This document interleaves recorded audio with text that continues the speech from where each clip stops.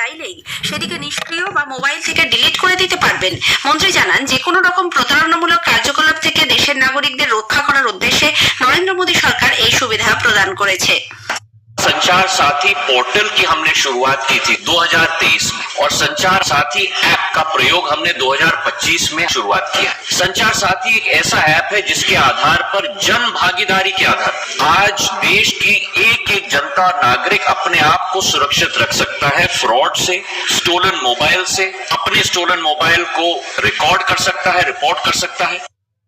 শ্রম ও কর্মসংস্থান মন্ত্রী ডক্টর মনসুখ মান্ডভিয়া বলেছেন, দেশের প্রায় 64% নাগরিক সামাজিক সুরক্ষার অন্তত একটি প্রকল্পের সুবিধা পেয়ে থাকেন। এর ফলে ভারত বিশ্বের দ্বিতীয় বৃহত্তম সামাজিক নিরাপত্তা প্রদানকারী দেশ হয়ে উঠেছে।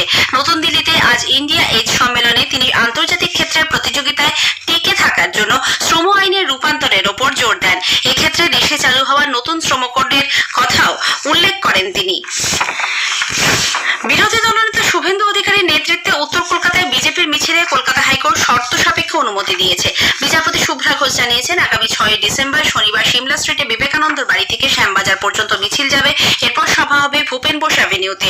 গোটা কর্মসূচির জন্য বিকেল 3টে থেকে সন্ধ্যে 7টা পর্যন্ত সময় বরাদ্দ হয়েছে। ঋতুরাজ গায়কোয়াড় ও বিরাট কোহলির জোড়া 100 রানে ভর করে ভারত আজ দক্ষিণ আফ্রিকার বিরুদ্ধে দ্বিতীয় একদিনের ক্রিকেট ম্যাচে 300 রানের গন্ডি অতিক্রম করেছে।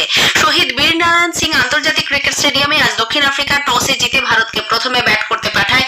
শেষ খবর পাওয়া পর্যন্ত ভারত 49 ওভার 1 বলে 5 উইকেট হারিয়ে 341 রান করেছে। খবর শেষ হলো। এরপর গ্রামীণ সংবাদ সন্ধ্যে 6টা বেজে 35 মিনিটে।